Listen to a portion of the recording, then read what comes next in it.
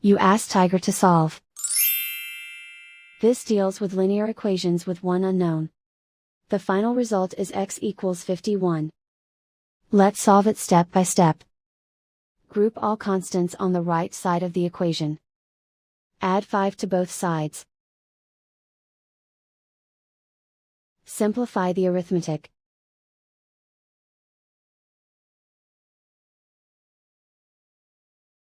Isolate the x.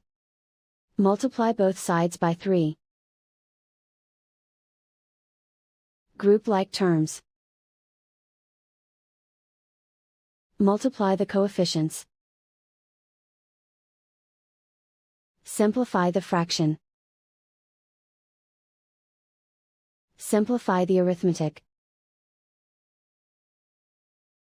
And so the final result is x equals 51.